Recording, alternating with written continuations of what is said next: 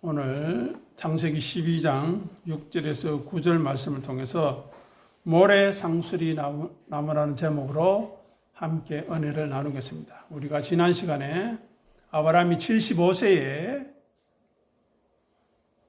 하란 땅을 떠났다고 말씀했고, 그 나이는 안정하고 싶고 안주하고 싶은 나이라고 했습니다.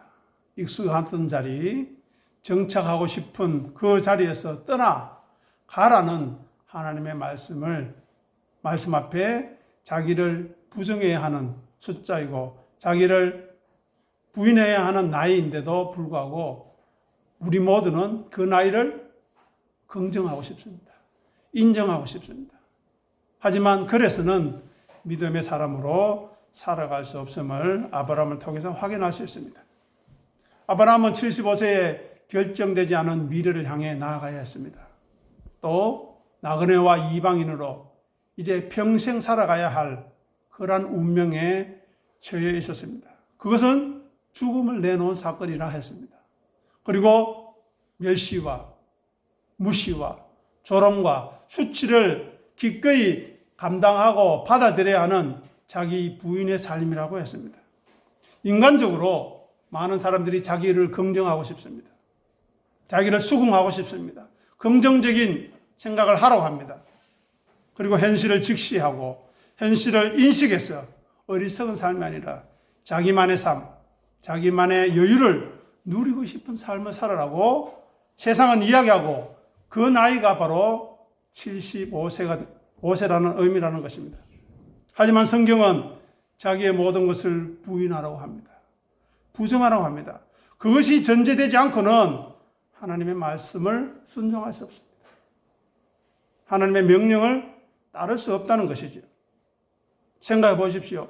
75세의 나이에 고향을 떠나야 하고 친척을 떠나야 하고 자기 아버지 집을 떠나야 한다? 인간적인 고뇌가 있지 않겠습니까? 인간적인 질문이 있지 않겠습니까? 과연 이 길이 합당한 길인가? 과연 이 길이 정당한 길인가? 혹 내가 어리석은 선택을 하는 것은 아닌가? 혹 무지한 일은 아닌가? 혹 무리한 선택은 아닌가 생각하지 않았겠습니까? 75세의 나이는 육체적인 한계가 드러나는 나이고, 또 그 나이에도 불구하고 자식이 없는 좌절이 있었던 나이였습니다. 그리고 정서적인 고립과 부담을 감당해야 했던 나이였습니다. 그것을 모두 끌어안고 떠나서 나아가야 하는 그 고통은 어떠하겠는가 하는 것입니다. 어떻게 또 해결할 수 있겠는가 하는 것입니다.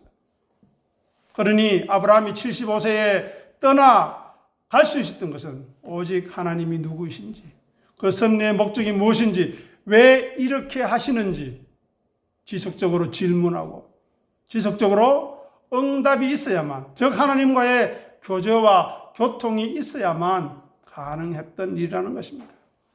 점진적으로 하나님의 말씀에 순종하고 조금씩 하나님의 말씀에 복종함으로 하나님의 선하심을 알아가고 하나님의 복되심을 경험해가는 과정이어야 하는 것입니다.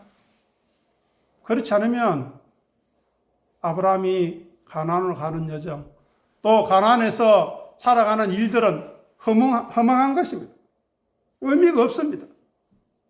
그 모든 과정이 거룩과 경건을 위한 과정임을 믿어야 하고 믿어져야 하는데, 그 믿음이 없다면 도대체 무엇을 위해 살아가는 것이겠습니까? 오늘 본문 6절을 보시기 바랍니다. 6절을 보시면 아브라함이 그 땅을 지나 세겜 땅 모래 상수리 나무에 이르렀다고 했습니다.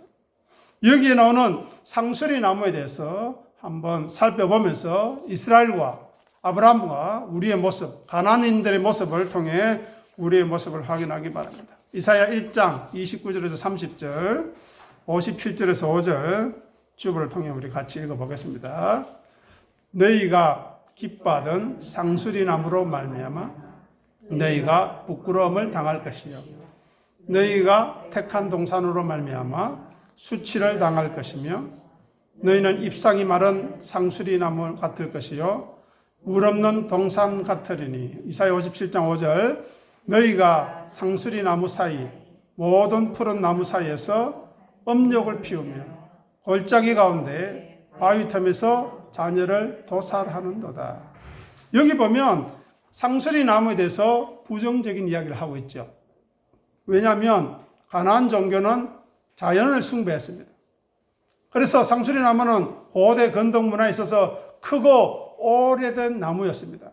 그래서 상수리 나무는 견고하고 인상적인 모습, 특히 메마른 땅에 있어서 그 상수리 나무는 아주 견고함을 상징했습니다. 그리고 이들은 그 나무에서 바알과 아세라를 숭배했습니다. 바알은 남신이고 아세라는 여신이지 않습니까? 바알은 풍요와 비를 주관하고 아세라는 여신으로 풍요와 다산을 기원합니다. 그리고 그 제단에서, 그 성소에서, 그 산당 푸른 나무 아래에서 음란한 일들이 일어났다는 것을 우리는 알아야 한다는 것입니다.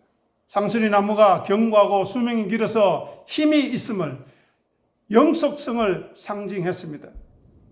그래서 이스라엘 백성들은 이사야 선지자의 고발에 의하면 출애굽을 시킨 구원자이신 하나님을 섬기는 것보다 그들이 스스로 선택하고 그들이 스스로 기뻐한 나무인 상수리 나무, 즉 우상 숭배의 장소에서 그들이 능동적으로 선택했던 그 즐거움의 자리, 그곳에서 하나님을 배신했다는 것입니다.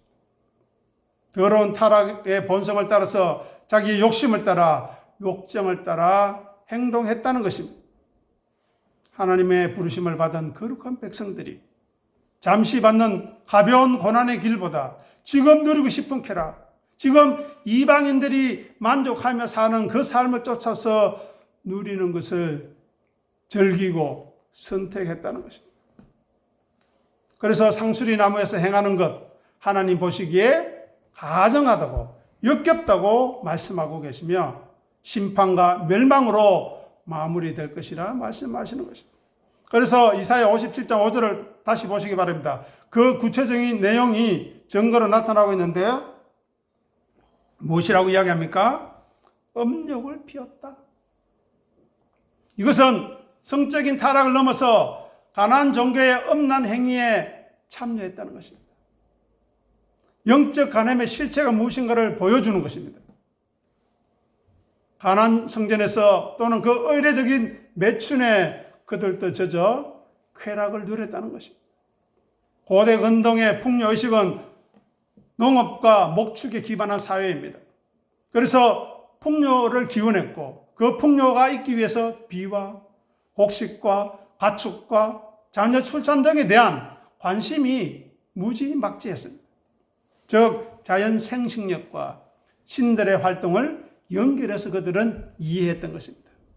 그래서 남신과 여신인 바알과 아세라 이 둘이 성적 결합을 해야만 땅의 풍요를 가져온다고 그들의 성전에 들어가서 성전의 구조에 대해서 말씀드렸죠. 이런 성전이 있는데 양쪽에 칸을 치고 일일이 칸을 쳐서 남녀 둘이 참여했던 남자가 그 성전에 있는 여사제를 데리고 들어가서 성교를 함으로써 바알과 아세라가 서 있는 그 장소에서 바알과 아세라가 그것을 보고 흥분을 해서 그들이 성적 결함을 함으로 땅의 풍요를 가져온다고 믿었기 때문에 바알과 아세라를 섬긴다는 것은 바로 업력의 자리에 자기들을 던져버렸다는 것을 의미합니다. 주술적인 모방으로 신전에서 바알 성소에서 성적인 행위를 함으로 신들을 성적 결합을 자극하고 모방함으로 자연의 풍요와 즉 비와 풍작과 다산이 온다고 믿었고 그렇게 관습화되었다는 것입니다. 이러한 증거가 우가릿 문서에서도 가나안 고대 도시 점토판 문서에서도 잘 나타나고 있습니다.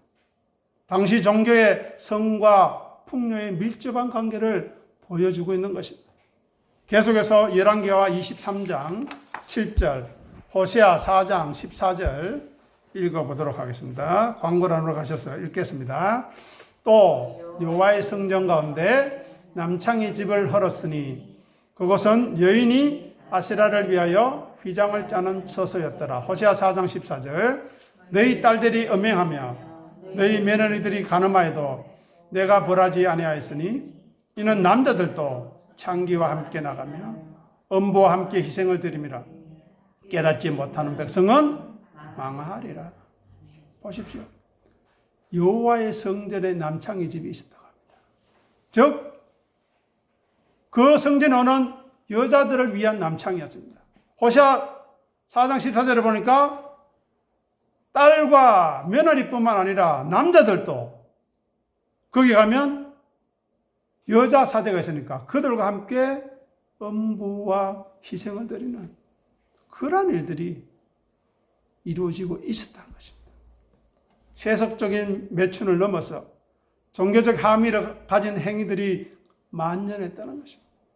이것은 하나님에 대한 거룩에 대한 모독입니다. 거룩한 백성으로 부르신 소명을 정면으로 거스리는 일이 있는데도 아무런 꺼리낌 없이 행했다는 것입니다.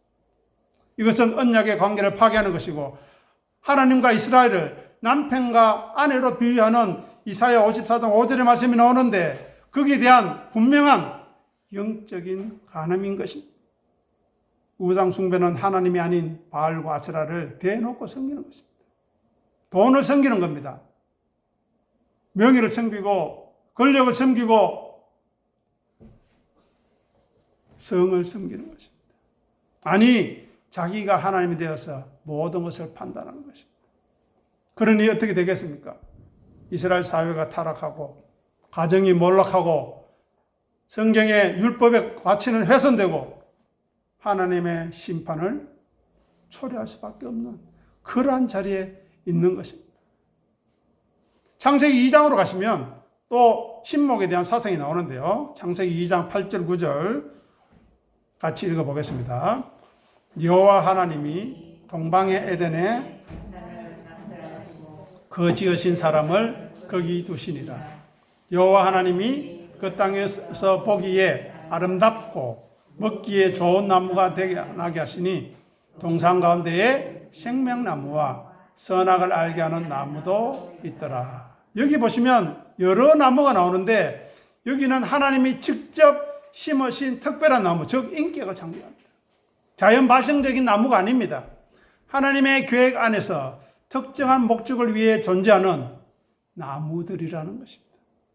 특별히 생명나무는 하나님과의 교제를 통한 영원한 생명을 상징합니다. 예수 그리스도의 모형이요 그림자입니다. 하나님의 떡, 하늘의 떡, 생수를 상징하는 나무입니다.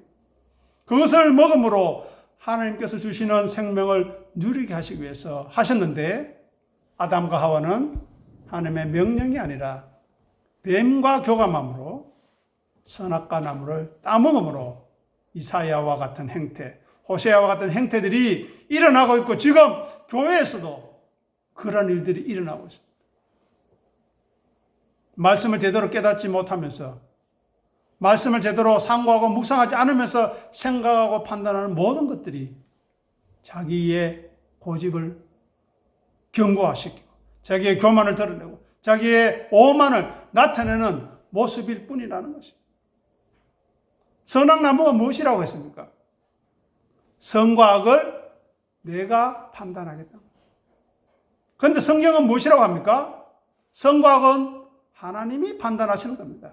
하나님이 죽이라 하는 것이 선이요. 하나님이 배반하라 하면 그것이 선이요. 어린아이라도 죽이라는 것이 하나님의 선이라는 것입니다. 그것을 모르니까 인본주의자들이 이런 쿵저럭쿵 말을 하는 것입니다. 선악의 판단의 주체로 서고 싶은 생각, 그 결정, 그것을 내가 하고 싶은 그 욕구를 바로 선악나무로 상징하는 것입니다. 그리고 사단 마귀는 그 자율성을 부추깁니다. 성경 공부 열심히 해라. 예배에 열심히 참석해라. 하지만 너를 앞세워라. 고집 피워라. 네 생각만 주장해라. 라는 것입니다. 하나님의 권위 아래 있는 피조물의 자리를 망각하게 하는 것이 선악나무입니다. 그래야 하나님 말씀의 순종 여부를 그것을 통해서 확인하시는 것입니다. 하나님의 관계를 결정짓는 시금석이 선악나무인 것입니다. 우리의 모습을 한번 생각해 보십시오. 우리는 어떻습니까? 그래서 일반적으로 신목 사상과 성경의 내용은 전혀 많은 차이가 있습니다. 성경에서는 신목 사상이 나와도, 나무가 나와도 그것은 숭배의 대상이 아니라는 것입니다. 하나님의 명령에 하나님의 진리를 포함하고 있는 나무이냐, 아니면 인간의 책임과 선택과 결과를 말하고자 하는 나무인가 하는 것입니다. 생명이냐 죽음이냐, 그것을 하나님께서 하나의 설정장치로 에덴 동산에 두신 것이고 지금도 교회 안에 두신 것입니다. 창조주 하나님과 관계 맺도록 연결고리의 역할을 하는 것이 바로 성경에 나오는 나무들의 역할인 것입니다. 그래서 오늘 본문에 나오는 세겜 땅, 모래, 상수리 나무, 그것이 무슨 뜻인가를 우리는 잘 알아야 됩니다. 먼저 모래라는 뜻은 제가 지난주에도 잠깐 설명드렸는데요. 가르침의 나무, 지시자의 나무라고 해서 신탁을 받는 장소라는 것입니다. 고대 건동의 크고 오래된 나무, 우리나라에도 선앙당 나무 잘 아시죠? 거기서 그것은 선앙당은 수호신을 상징하는데 거기서 온갖 소원을 빌고 죄를 빌어서 고려시대에는 그것을 장려해서 그 힘으로 원나라를 물리치고자 했던 기록이 나타나 있습니다. 그래서 모래라는 뜻은 신탁, 종교의식의 장소라는 것입니다. 그런데 여기서 상수리 나무는 무엇입니까? 아브라함에게 있어서 상수리 나무는 음란과 자기 욕심과 자기 고집의 나무가 아니라 그 나무 자체보다 하나님이 그곳에 나타나셨어. 가나안 땅에 대한 약속을 하신 상징적인 나무라는 것입니다. 즉 아브라함에게 있어서는 예배와 신앙 고백의 장소라는 것입니다. 하나님의 계시에 대한 응답으로 그가 무엇을 했습니까? 제단을 쌓았죠. 즉 가나안 사람들은 거기서 음욕을 피우고 자기 욕심을 부리고 자기 것을 챙기기 원했지만 아브라함은 거기서 제단을 쌓았어.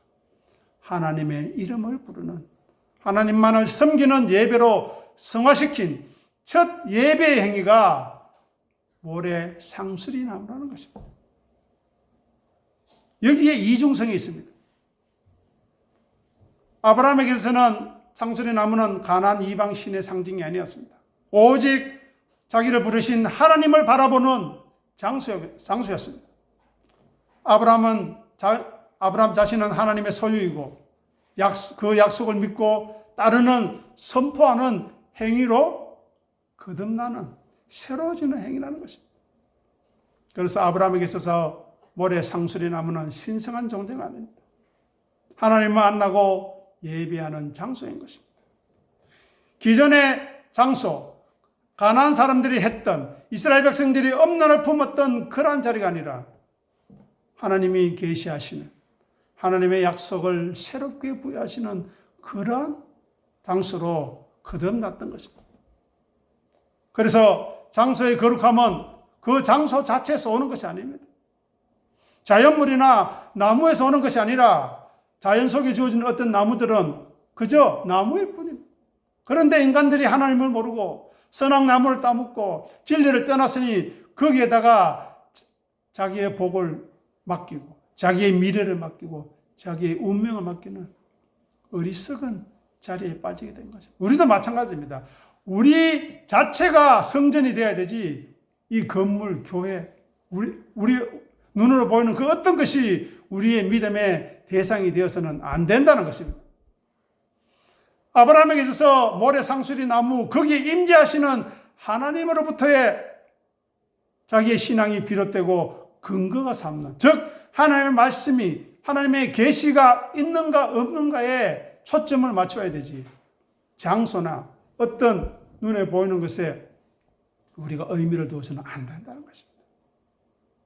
교회의 크기, 교인 수, 교회에 모인 사람들의 개인의 어떤 능력보다 여기에 모인 각자 한 사람 한 사람이 진리의 말씀을 올바로 듣는지, 간절한 마음으로 듣는지, 그리고 그 말씀이 정확하게 선포되는지가 문제라는 것입니다.